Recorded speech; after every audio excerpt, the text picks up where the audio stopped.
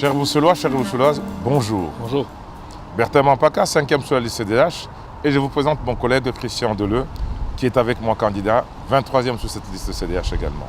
Aujourd'hui, nous avons décidé de vous parler du logement, parce qu'il n'est pas normal que dans cette ville et dans cette région, qu'il y ait encore un certain nombre de nos concitoyens qui consacrent plus de 70% de leurs revenus pour pouvoir se loger.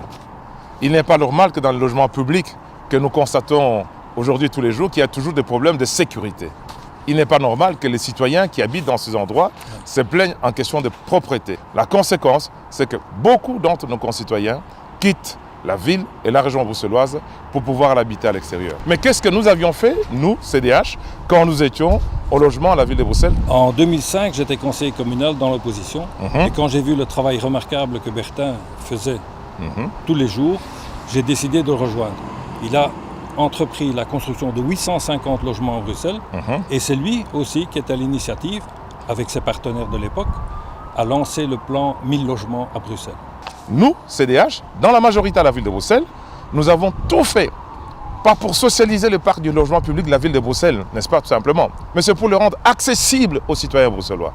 Il n'était pas normal que ce logement soit accaparé, confisqué uniquement par les gens qui avaient des gros revenus. Alors nous avons élargi les conditions d'accès dans ce logement. Nous avons par exemple, pour les familles nombreuses, décidé d'octroyer une réduction d'environ 20% sur le prix du logement pour les gens qui avaient beaucoup d'enfants qui accédaient dans ce logement. Et les problèmes n'étaient pas toujours solutionnés. Et nous avons aussi décidé, pour pouvoir permettre à la majorité des concitoyens de pouvoir rentrer dans ce logement aussi, d'élargir les conditions d'accès.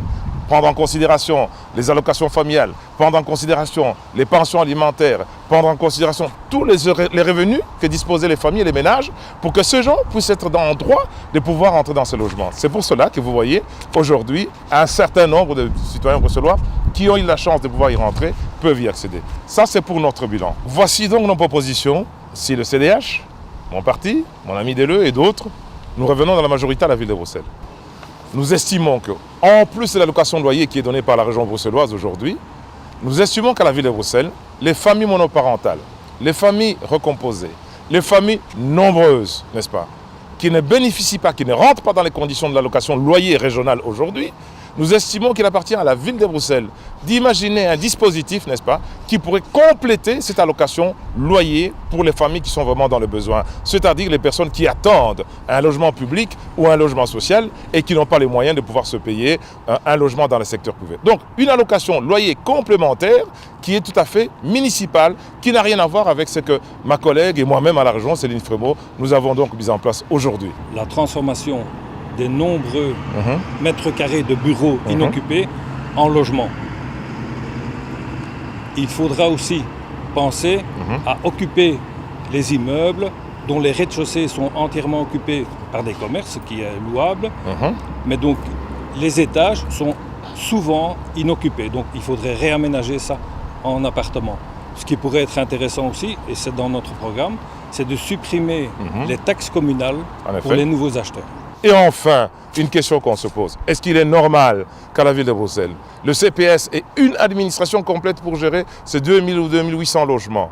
Ça fait un peu une administration à part pour le même propriétaire. Et que la ville de Bruxelles ait une régie foncière à part qui gère aussi et les logements, et les parkings, et les commerces, et tout le reste. On se dit, comme on nous l'a imposé par la 6e réforme, on a fusionné les 6, c'est-à-dire les sociétés publiques.